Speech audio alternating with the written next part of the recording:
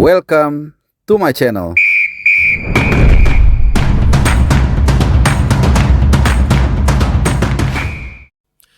Halo, salam sehat, selamat hari Sabtu dan selamat datang di channel Bung Harpa. 26 hari lagi kita akan segera menghadapi Cina, tepatnya tanggal 5 Juni di Gelora Bung Karno, masih dalam lanjutan kualifikasi Piala Dunia 2026 round ketiga dari grup C. Dan 5 hari kemudian, tepatnya tanggal 10 Juni kita akan away ke Osaka untuk menantang Jepang pada partai pamungkas dari grup yang sama, dari grup C. Ya, tentunya persiapan sudah mulai dicicil, sudah mulai dilakukan. Salah satunya seperti yang juga teman-teman gue yakin semua sudah tahu, kita akan menjalani TC tanggal 26 Mei selama beberapa hari untuk kemudian ke Jakarta dilanjutkan dengan official training dan partai menghadapi China. Partai yang sangat menentukan, di mana kalau kita menang kemudian Bahrain gagal mendapatkan kemenangan dari Saudi di saat yang bersamaan, maka kita mengunci round 4. Nah, persiapan lain yang dilakukan juga tentunya di klubnya masing-masing. Kita juga sudah tahu beberapa pemain sudah menyelesaikan kewajibannya, klubnya sudah nggak ada pertandingan lagi.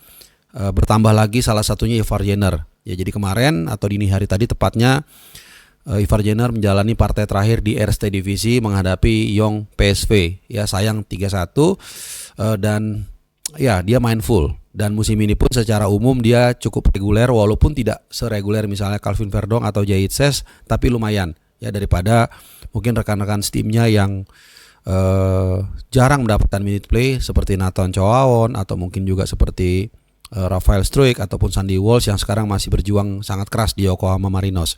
Nah, selain itu juga kita nanti akan bahas dua portiere, dua penjaga gawang Indonesia yang mencatatkan hasil gemilang kemarin. Ya, walaupun satu kemungkinan besar atau hampir pasti akan mengawal gawang tim nasional kita, yaitu Emil Laudero, tapi satu lagi ini jarang dilihat, nggak tahu kenapa, yaitu Cyrus Margono. Nah, kita kembali sedikit ke Ivar Jenner tadi. Di pertandingan terakhir itu memang dia gagal membawa kemenangan, tapi dia dipercaya oleh pelatihnya bermain full, dan itu artinya satu, dia punya competitiveness level yang cukup baik. Selain juga regularitas dia di Young Utrecht selama musim ini cukup positif. Bahkan gue masih ingat di awal musim, di pramusim itu dia beberapa kali tampil bersama Utrecht senior. Salah satunya saat menghadapi timnya Bang Jai Venezia, dia juga main di situ. Ya, tapi mungkin persaingan juga tidak mudah. Kita lihat seperti Oli Romani aja harus mental dalam tanda kutip sehingga harus pindah ke Oxford United di Champions Division. Tapi nggak apa-apa, karena kita tetap membutuhkan Ivar Jenner. Ya, kita nggak pernah tahu ada apa-apa dengan Joe Pedro Pessi atau mungkin pemain lainnya di lini tengah, sehingga Ivar Jenner tetap harus bugar dan standby kalau memang dibutuhkan suatu waktu. Jadi kita senang Ivar Jenner bisa menyelesaikan kewajibannya di klub dengan mulus dan juga kondisinya fit. Ya, itu yang pertama. Yang kedua, kita beralih ke bawah mister gawang. Nah, ini penting banget karena posisi ini selalu menjadi sangat krusial.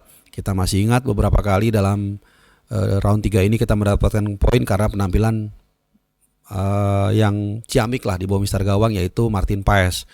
Ya, terutama saat menghadapi Australia di GBK dan saat kita menjalani pertandingan pertama di Arab Saudi, yaitu juga 2 poin yang sangat penting didapatkan karena penampilan gemilang dari penjaga gawang. Bahkan kalau kita sedikit mau mundur ke panggung yang lain, misalnya di U23, saat itu juga kan kita pernah menang dari Australia 1-0 karena ada tepisan penalti dari Hernando Ari. Nah, jadi kita akan bahas soal penjaga gawang.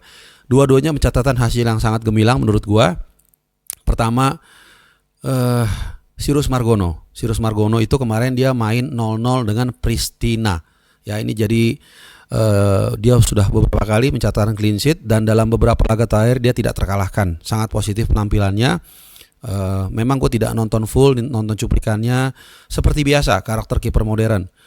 Build up serangannya bagus, kemudian juga nggak buru-buru, lalu juga reading the game-nya oke. Dan sayang, ya memang timnya tidak bisa mencetak gol sehingga harus berakhir dengan 0-0.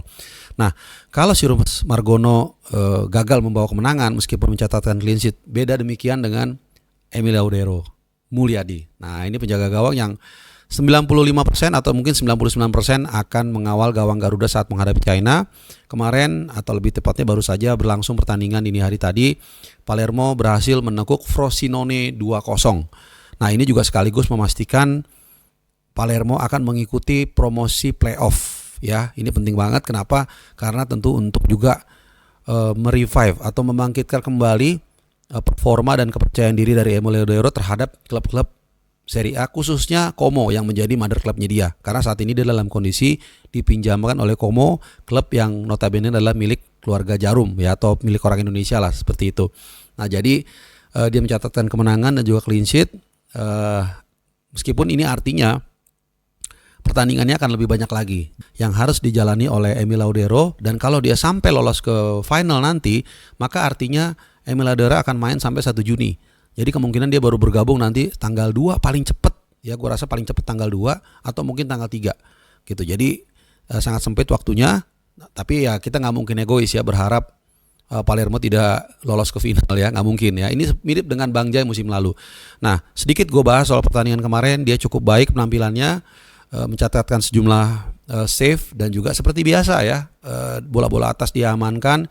Ada 2-3 save yang sangat gemilang dilakukan, dan yang pasti ini adalah clean sheet ketiga dia selama dia dipinjamkan dengan Palermo. Jadi total sudah 13 pertandingan yang dijalankan.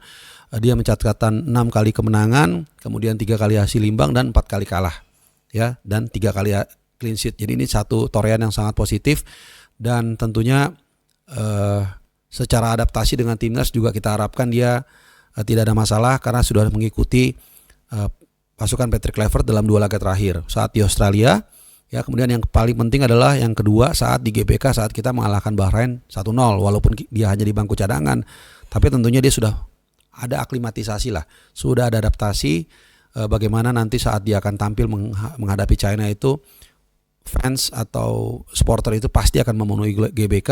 Jadi kurang lebih dia sudah tahu rasanya seperti apa atmosfernya. Pun kalau kita lihat CV-nya, gua rasa kita tidak perlu ragu lagi. Ini pemain yang luar biasa, berkibar bersama Sampdoria dan juga turut membantu Inter Milan meraih Scudetto, walaupun dia tidak inti, dan juga pernah membela Juventus ya, walaupun tentunya tidak pemain inti. Ya, dan sedikit memang agak declining dia saat ini bersama Palermo, tapi it's okay.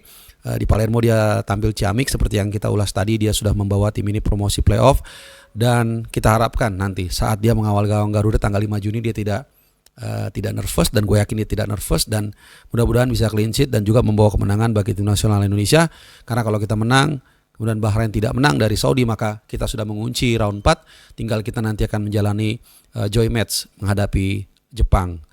Kalau menurut gue urungkan dulu atau redam dulu ekspektasi untuk lolos otomatis, itu sungguh sangat sulit sekali, bukan tidak mungkin, secara matematik mungkin, tapi term and kondisinya berat. Ya, kita harus menang 2 kali dan Australia harus kalah 2 kali. Ya, bukan tidak mungkin tapi sangat sulit.